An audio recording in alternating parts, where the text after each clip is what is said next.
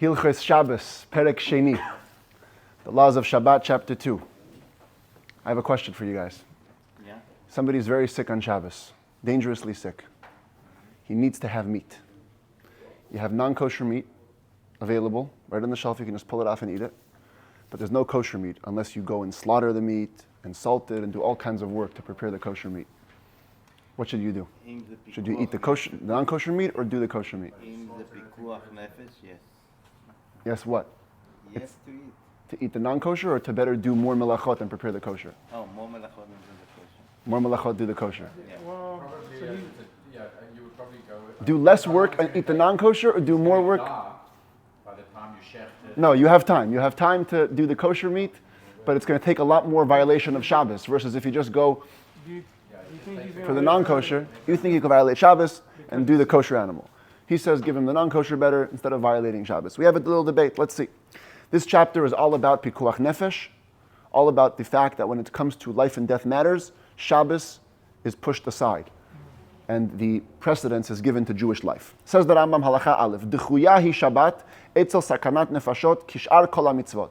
Shabbos is suspended, it's pushed away in the face of danger to life, like any other mitzvah is also pushed away for the sake of life.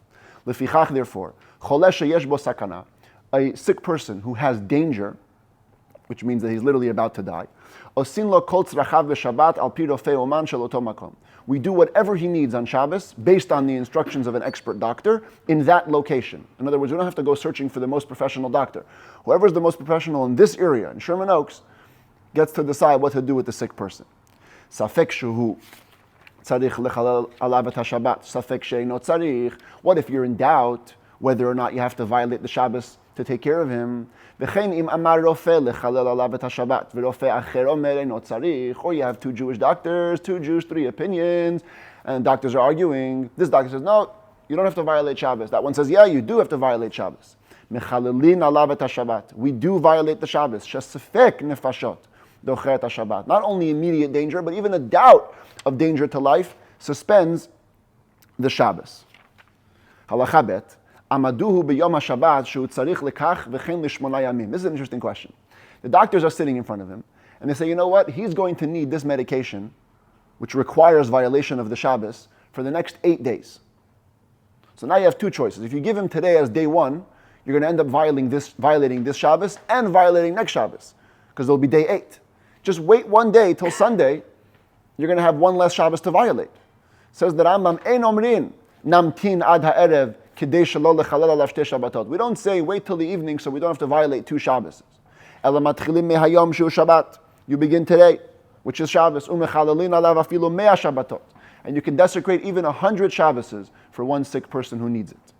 Kol zman shu tzarich v'yesh bo sakana o sfek sakana mechalelin. Anytime that he needs it, and there's danger, or even a doubt of danger, you violate the Shabbos.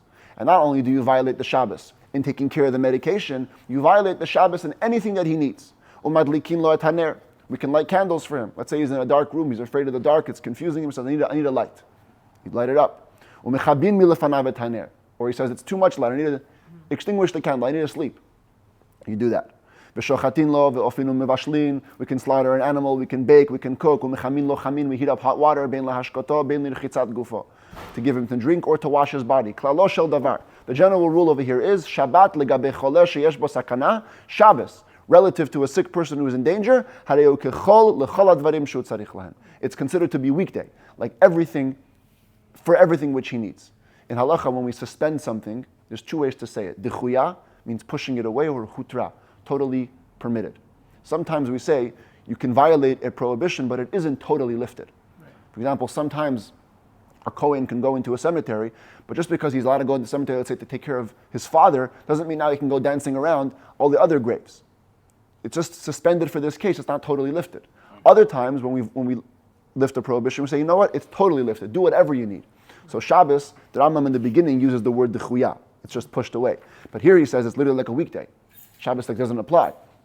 That's what leads the commentaries to debate how much the Rambam says Shabbos is lifted. So if Shabbos is only suspended, then in the case that I asked before, you would rather give the non-kosher meat, so you don't have to violate extra prohibitions of Shabbos, than feed him. But if Shabbos is lifted, if it's hutra, if it's totally like a weekday, then you should, not only could you should go out there and shecht an animal and do whatever it takes. Exactly, so carry outside of Erev, no problem to give him kosher meat. That's what we do. Whatever it takes. A sick person is in danger, life and death situation, whatever it takes. Not only that, the Rambam says, Halacha Gimel, Kishaosim Dvarim Elu, when you do these things, when there's somebody who's sick in bed and we have to violate the Shabbos, Eno Sinotan, Lo al Yedei Nochrim, V'lo al Yedei Ktanim, V'lo al Yedei Avadim, V'lo al Yedei Nashim. We don't relegate it to other people. You say, have a goy do it, or have a child do it, or a slave, or a woman. Kedei shelo tehei Shabbat kala be'eineihem. So Shabbos won't become light in their eyes. We choose the greatest person in the community, the wisest person in the community, and he desecrates the Shabbos to save a life, to show how strict and how important it is to keep the life going. What does it mean? Either it means those people. If you tell a non-Jew or a woman or a slave to violate Shabbos, they're going to treat Shabbos lighter even when it's not dangerous. That's one explanation. Other explanation is no, for the Jews watching. If someone has a heart attack in shul, and everybody's watching, and the rabbi says, have the other guy do it. And people start thinking, oh, okay. Yeah, call Hector, exactly. But the rabbi himself goes over and takes care of it. Oh, now we realize that Shabbos is indeed very strict. The rabbi wouldn't violate it if it wasn't severe. But because it's for saving a life, therefore we violate it. Like there's a story of the Alter Rebbe that on Yom Kippur, he was in the middle of davening, he went himself to go chop wood for a woman who had given birth. He didn't send his servant, he went himself. This is the halacha that he got it from. The biggest sage in town should be the one to violate the Shabbos. Says the Rambam, "Ve'asur lihitma'amea b'chilul Shabbat l'choleh sheyesh bo sakana." You cannot delay at all in desecrating Shabbos for a sick person who's in danger. Shne'emar, as it says, "Asher ya'aseh otam ha'adam v'chai bahem." Mitzvahs are there for a person to do and live by them. V'lo sheyamut bahem, not to die by them. The Rebbe once explained that this means it's not just like you say, because people could think that today you're desecrating the Shabbos, but you're doing it to bring about a benefit to a Jewish life. The Rebbe says when you violate Shabbos for a sick person, that is Shmirat Shabbat. That's guarding the Shabbos. You know why? Because look in the verse over here. It says, what's the whole purpose of Shabbos? We say it every Shabbat in the Amidah. Beini uven b'nei Yisrael oti le'olam. The whole idea of Shabbos is to be a sign between you and a Jew. Between God and a Jew. If a Jew is going to die, so less of Shabbos will be observed. By violating the Shabbos to preserve a Jewish life, you're actually guarding the Shabbos. Halamadatan, from here we can learn to all the rest of the mitzvahs. The laws of Torah aren't there to take revenge on a Jew, to make his life miserable. It's mercy, it's kindness, it's peace in the world. From Shabbos, we learn to all other mitzvahs that when we desecrate a mitzvah to save a Jewish life, what we're actually doing is fulfilling the mitzvah. We're not desecrating it. The mitzvah is telling us, violate me to save a Jew so he can do more mitzvahs.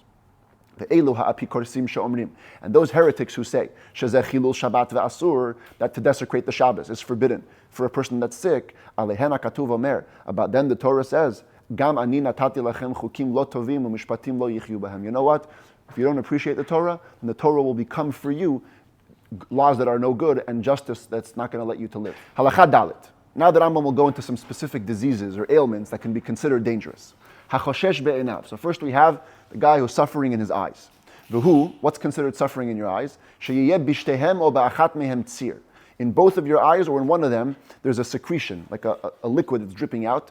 Or tears were streaming from your eyes from the extreme pain. Or you had blood coming out of your eyes. Or there was a great heat. Or something like that. If your eyes are in severe pain, he's included in the category of a sick person who's in danger. We violate the Shabbos, and we do whatever is needed for healing this person. Another general rule. If there's any wound in the cavity, in the inside of a person's body, from the lips and inwards, ben befiv, ben bime'av, ben vikvedo, tcholo, whether it's in the mouth, the stomach, the liver, the spleen, or bishar mekomot, or anything else, kol sheyesh b'chalalo, as long as it's inside the person's body, harei ze chole sheyesh bo sakana, that's considered a sick person who is in danger, ve'eino tzarich omed. He doesn't even require to be evaluated by a doctor. Shechalyo kavedhu, sickness is extremely severe. Lefichach mechalolin alav et hashabat miyad belo amida. We right away desecrate the Shabbos without evaluation. By the way, the commentators say if a doctor does come and say it's not dangerous, I happen to know it's not dangerous, then of course you cannot. And therefore they say today when we have x-rays and all kinds of technology, we can see straight in. If somebody has a wound inside his body, we should check it out first because we can know, whether or not it's going to be dangerous or not. Umakashi begav hayad vegav haregel. Interesting. I wonder how this, if you know any medicine, let me know. I didn't check it out with today's science. Any wound that's on the back of the hand or the back of the foot, a wound here, an open wound over here, or on the top of the feet, harei kemakash al chalal. According to halacha, it's considered like a wound inside the body. Ve'enat tzricha omed u'mechalelin alav et Shabbat. Doesn't require evaluation. Right away, you're mechalel Shabbat. Can you define makar? An open wound. So, Like a big wound. I just cut myself. No, Yeah, yeah. the first thing I'm talking about like a wound. I don't know, maybe like a With feet, it's like diabetic foot ulcers are a big thing. So foot ulcers. Yeah, when people get it's a very serious thing. When people don't take care of their diabetes, they get severe open wounds. They just develop, and then if they're not taken care of, they'll lead to foot amputations up to above the knee. Wow. I used to see Okay, that so on there the you go. ambulance. It's actually pretty common. Yeah, so if anyone has diabetes, take care of it because. Yeah, we have to remember that this is before penicillin. Yeah, exactly. Yeah, It's it would before. be Right. worse. So that's what I'm saying. Yeah. If someone, I guess, if someone had an open wound on this side of the hand, it was like there was much more danger to the system. I think it has more to do with his extremities.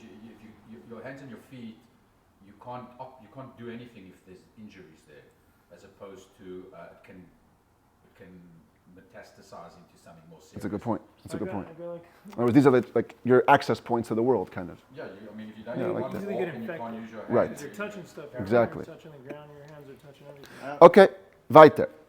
V'hachom shemesameret habasar, heat which feels like a nail going into the flesh. Such high fever, kimakash al chalal dameh, is considered like a wound on the inside. Umechalin alav et Shabbat, and you violate Shabbos for it. V'chein kol choli, and the Rambam goes back to the general rule. Any sickness, any disease, sheharofim omrin shezeh yesh bo sakana, which the doctors say this is dangerous. Afal pishu ba'ora basar mibachutz, even if it's on the skin of the flesh on the outside, but doctors can know. Mechalin alav et Shabbat al pihem, based on their words, we can desecrate the Shabbos. The commentators here say it's a reference to the type of malaria. This chom shemesameret habasar. It's a kind of malaria which makes the person fever and chills together. What are you saying? גם אם עצם זר נכנס לך בגוף וזה עושה אינפקציה. Right. Then it can be. Halacha vav. Habolea nima shel mayim. A person who swallows a leech. It's kind of a zoomed in leech, but if you've seen these, Kosher. yeah, totally not kosher. These are found sometimes in water, certainly in times of old before filters. And it can be very dangerous. If you swallow this leech, mechamin lo chamin b'shabbat v'osin lo kol tzarchei refuah. We heat up water on Shabbos, and we do all the necessary healing medicinal processes for him, because it's danger to the life. It's in your body, it could be very dangerous. Anybody who was bitten by a rabid dog, a wild dog, or one of the reptiles which crawl on the ground that kill. Let's put a picture of both of them in one, okay? So we got a dog and we got a poisonous snake right there. If they bit you, afilu hayu safek mimitin safek en mimitin. Even if it was a doubt, you're not sure. Maybe this bite kills, but it might kill. Osin lo kol tzarchei refuah lahatzila. We do whatever it takes to heal him. Oh, okay. Now we have some interesting questions of Shabbat. Halacha zayin. Choleh she'amaduhu rofim lahavilo grogeret achat. A sick person, the doctors are there. They say, you know what? This guy needs one fig. Viratzu asara v'nei adam fig te'ena. Grogeret is a dried fig. 10 people heard, they all ran to get a fig. And they come back, now there's 10 figs. Kulan pturin miklum. They're all exempt. Even if they arrived back with their figs, one after the other, even if the guy became healthy from the first fig, they all brought it with permission. The violation here was, according to some commentators, that they carried the fig. Other commentators say they went and actually picked the fig. Yes, in other words, either violation is possible. And the point is, obviously, they didn't know that each other went, or they thought they're going to be back first. Because if you know that somebody else went and he's going to be, you'll be fine, then you shouldn't go. But if you think you're going to be faster, then of course you should go. Okay, halacha chet. Well, what do you think about this?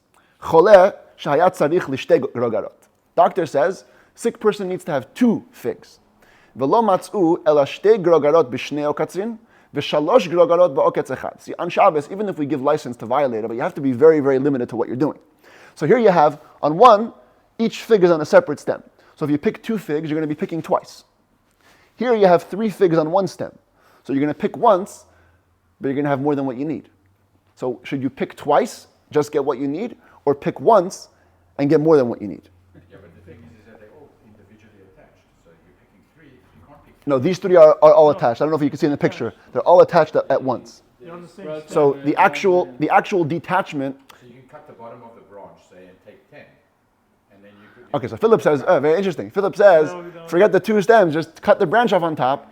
It's one violation. That's a good point. That's a good point. But let's say they don't have the thick scissors. They have to pick by hand. You get more than you need. Oh, so the Rambam says, Kortina oketz sheyesh bo shalosh. Afal pi she'en tzrichin elo lishtayim. Better to cut off the stem that has 3 figs, even if you only need 2, kedei shelo yarbu bivtzira, so you shouldn't increase in the harvesting. Ela yichretu oketz echad velo yichretu shnayim. Therefore, cut off 1 stem and not 2. V'chen kol kayotze bazeh. Same thing for anything like that. If you have a way to avoid doing less prohibitions, even if it ends up with more than what you need, do less prohibitions.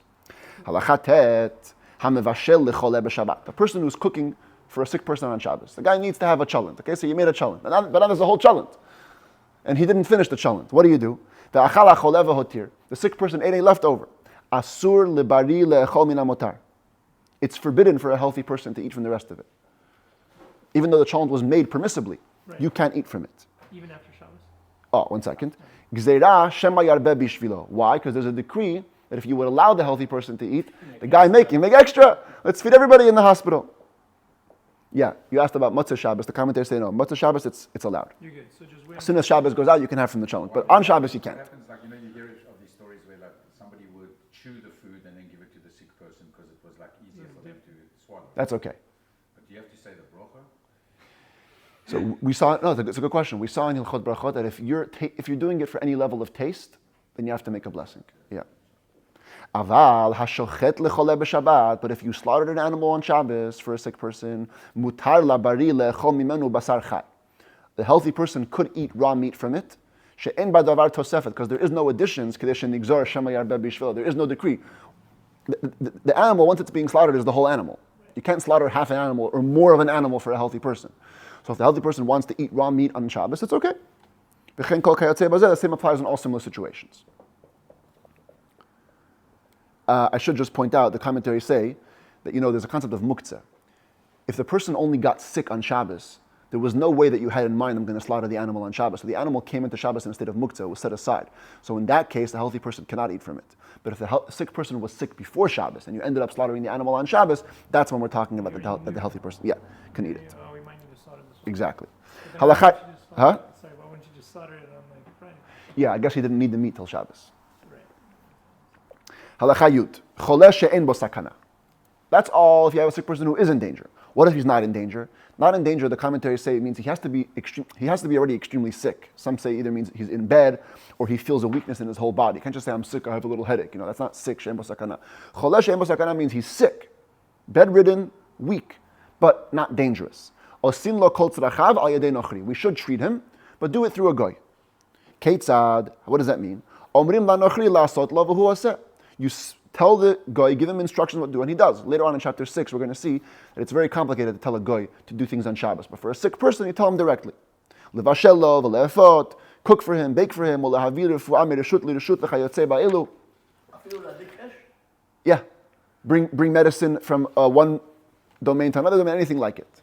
You can also have your eyes painted, if it's needed for medicinal reasons, from a goy on Shabbos. Even if there's no danger. But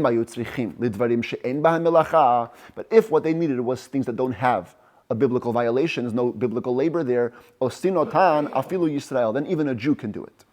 What if it's rabbinically forbidden? So there's an argument among the commentaries if it's permitted or forbidden. The Shulchan Aruch says it's permitted with a shinui. Do it in an abnormal manner, then you can do even things that are forbidden rabbinically. The Alter Rebbe says if you're doing it in an abnormal manner, you can even do things that are forbidden biblically, as long as you're doing it b'shinui. But if you're doing it regularly, then you should not do anything which has a violation of Shabbos biblically. But if there's no work involved, then even a Jew can do it. Lefichach, therefore, ma'alin oznayim b'Shabbat. You can lift up the ears on Shabbos. This is called in English subluxation of the jaw. The jaw gets dislocated, so there's actually a a manual surgery you can do. Check out this video. Just want you to see how this actually works. It's incredible. Lift. So doctor, she's doing Now this. we're going to do the other side. There's no work involved here. Oh, What are they trying to do for you? Watch. His jaws are Relocate his jaw. Watch this. Here it goes. just going to try to. Click it back. Boom. Saw that?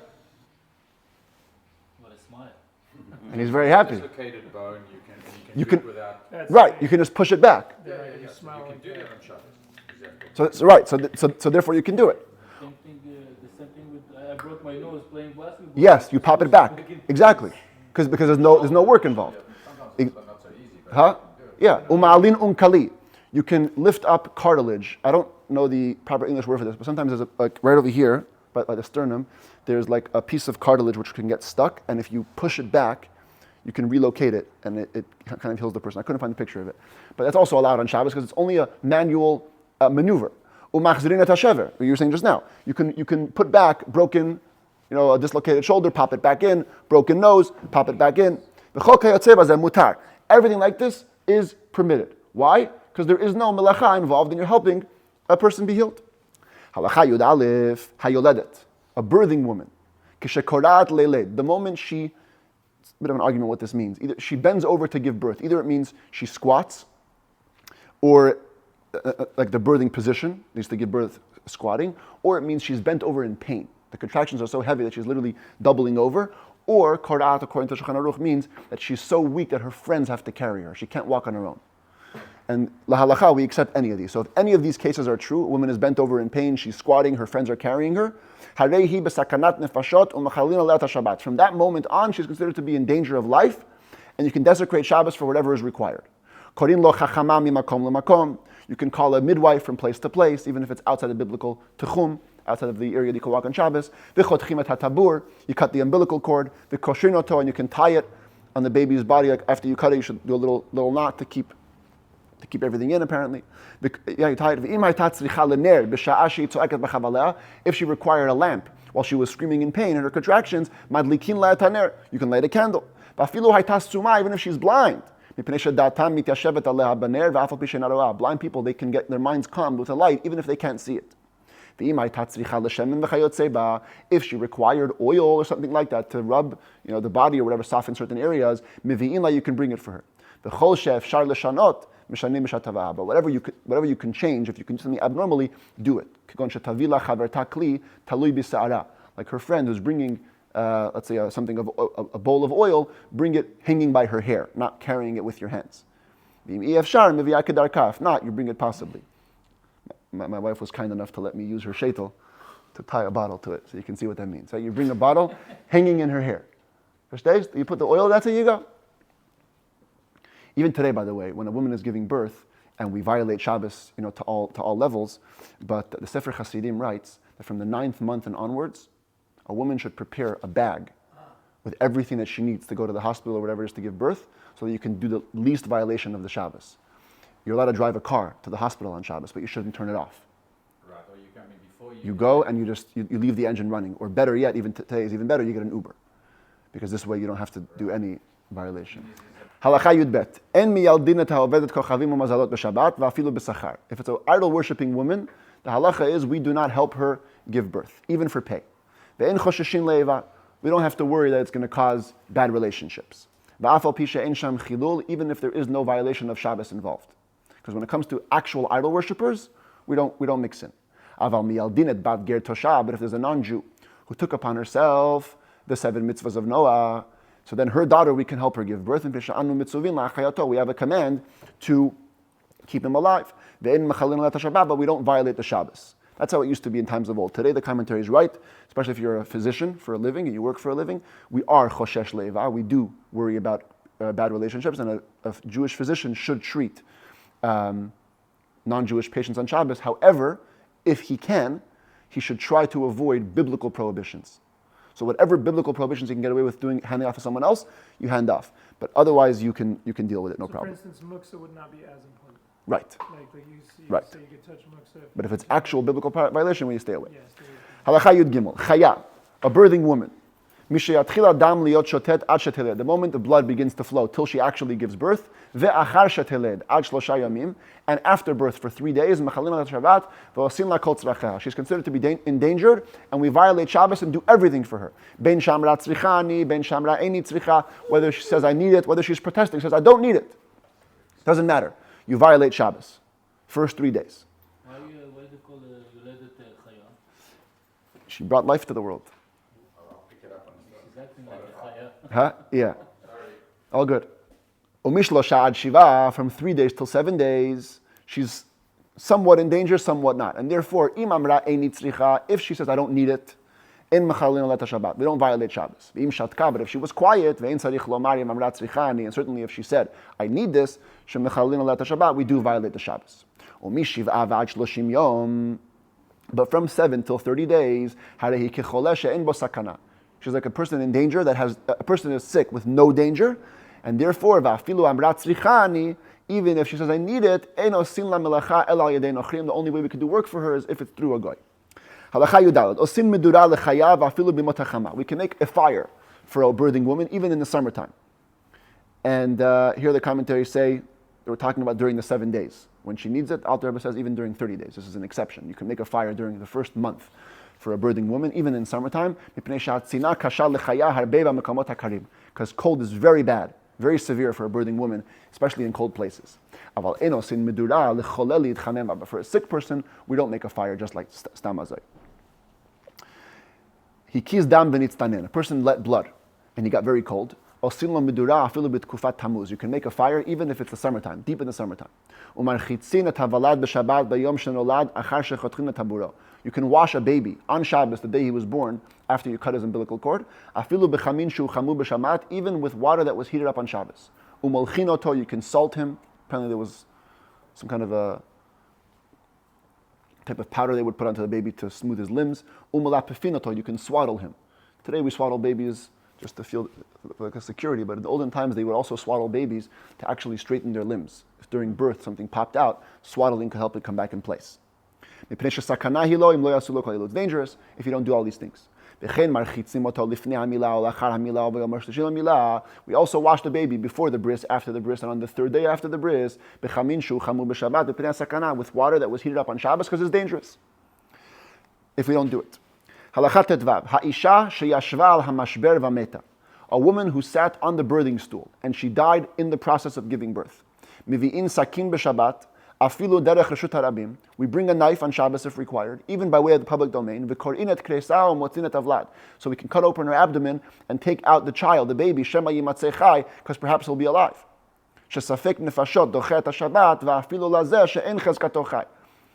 Even doubtful issues of life pushes away the Shabbos, even for a baby who doesn't have the presumption of life. Once a person is born, we have what's called cheskat chayim. You always assume he's alive till you see he's dead.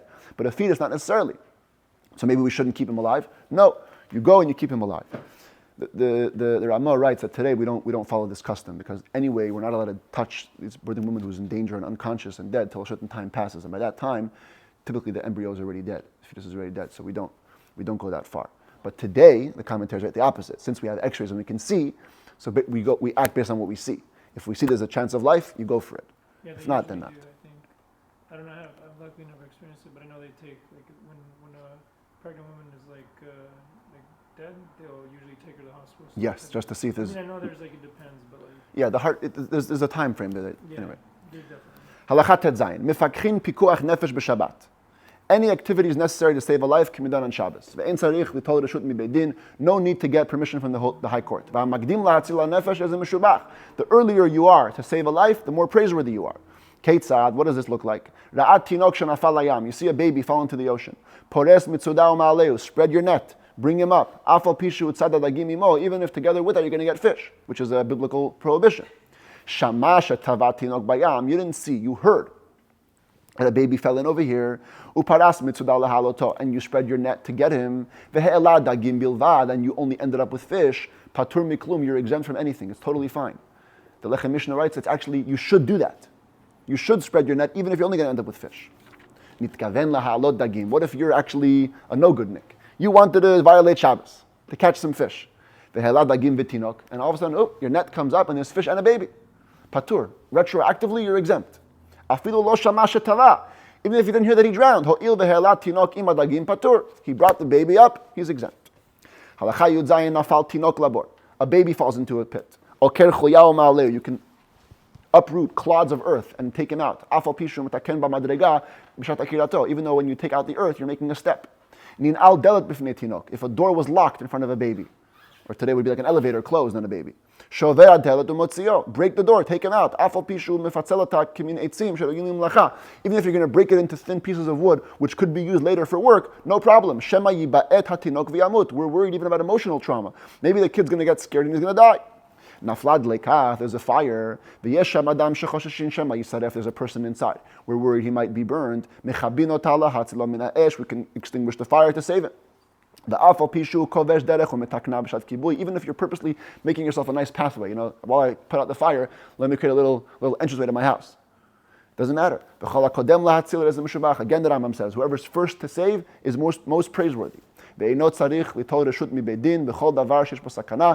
need to take reshut from beidin in any area which has danger. Halacha Yudchet, we discuss an avalanche. This is a real life situation. These rocks parted over here, this whole mountain came down. Just incredible. Proper avalanche. Misha nafla alav mapolet. Somebody who an avalanche of stones fell upon him. Safek husham, safek enosham. You don't know. Maybe he's there, maybe he's not. Mifakhin alav, we should undo it, check for him.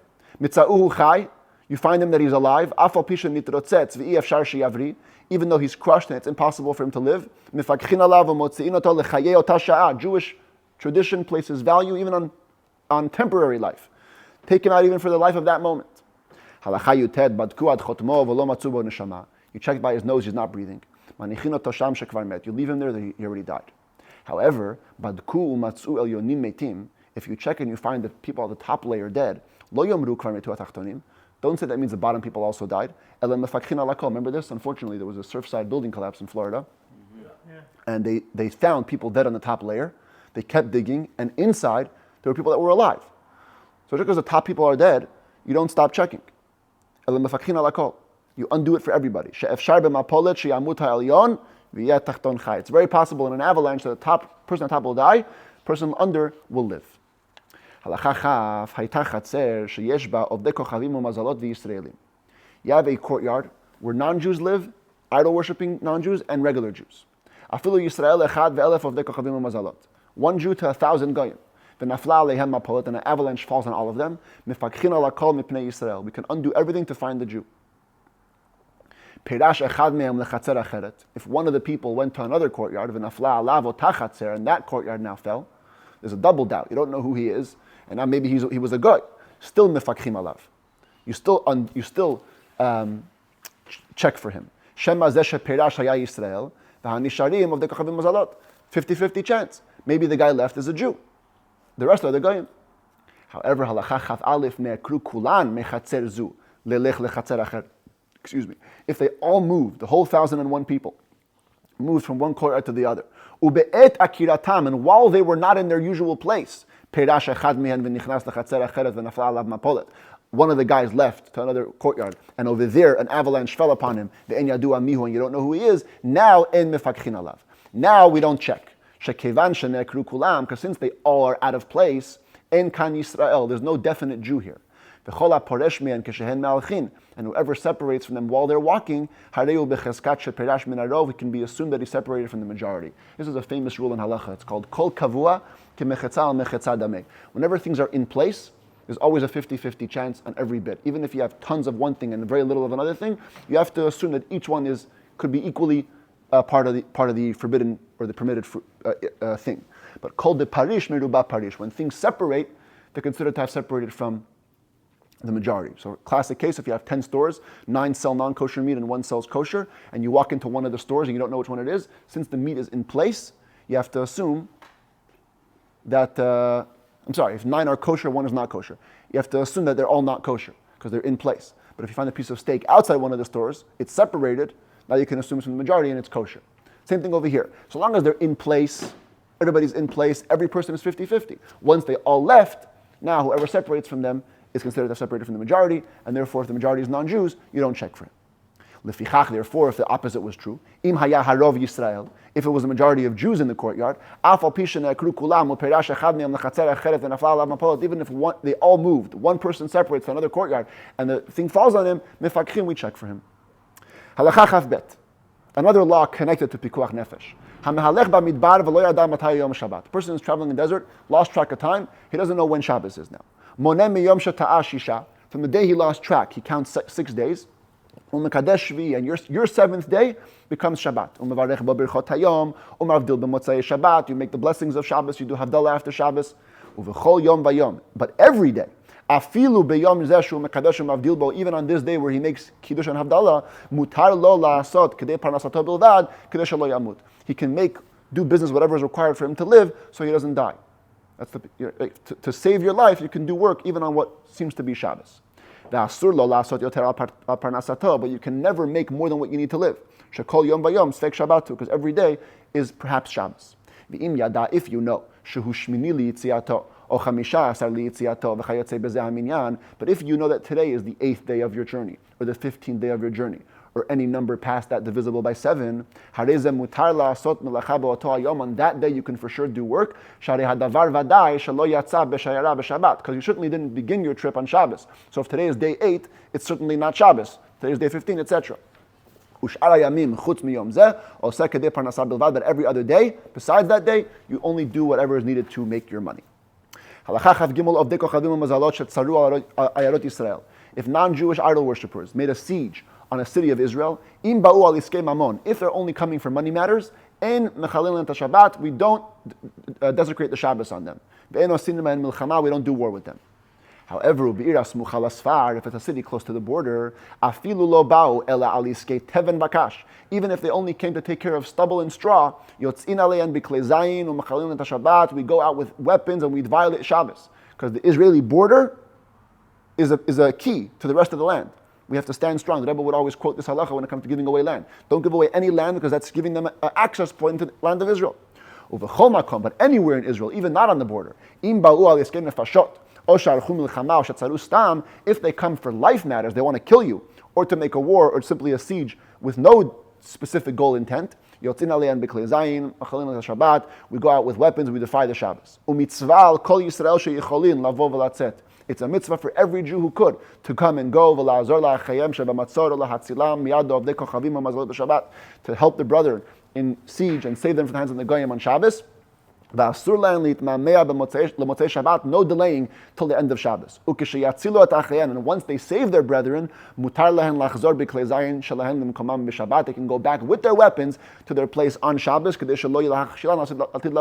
not to make them stumble in the future. If you tell a Jew, you can only go help, but you can't come back, because you know what? Forget it, I'm not coming. But you go and you come back, no problem. If there's a boat raging in the sea, and you know there's a Jew on there, or there's a city that was surrounded by a flooding river. It's a mitzvah to go out there on Shabbos, save them any way you can.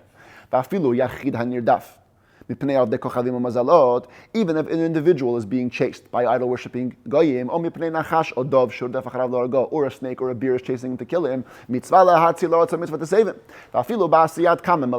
Even doing many works on Shabbos, even to make a weapon, to fix my weapon is also okay. Mutar is permitted. You can cry to Hashem, say even pleading like tachanun prayers, which you don't say on Shabbat, and you can even blow a shofar to rally the troops. Everybody help out on Shabbos. But about a plague, epidemic, we don't say tachanun or scream to Hashem on Shabbos, like we say every Shabbat in the Mishneh Torah, Shabbat himilizok. It's Shabbat, it's forbidden to plead. For physical illness, we don't pray. Halacha chaf hei. Tsarin al ayarot of de kochavim umazalot shlosha yamim kodem Shabbat. If we want to put a siege over a non-Jewish city, we have to start 3 days, at least 3 days before Shabbos. The Rambam will tell us later in chapter 30 why that is, because people are not going to be calm. 3 days before Shabbos, you have time to calm down. That's for siege. But for war, war we can do every day, even on Shabbos, until we conquer it. Even though it's an optional war. It's not a mitzvah war to kill certain nations in Israel, just to expand our borders. You can also fight on Shabbos. Because from tradition we learn, when the verse says adri dita, it's talking about an optional war. Ubanita matzor al ha'ir, you can build a siege on the city which is making war with you. Adri dita, till it falls. Till it falls means go whatever it takes. Afilu b'Shabbat, even on Shabbos. Ve'ein sarich lomar b'milchemet mitzvah. Needless to say, in a war of a mitzvah, you can certainly fight a war on Shabbat. And the Rambam tells us, v'lo kavash Yahushua Yericho ela b'Shabbat. The city of Yericho, which came down, the Jews went around for 6 days. On the 7th day, it fell down. It was only conquered on Shabbos. The whole 6 days, there wasn't even a siege. There was nothing. Jews walking around the city means nothing.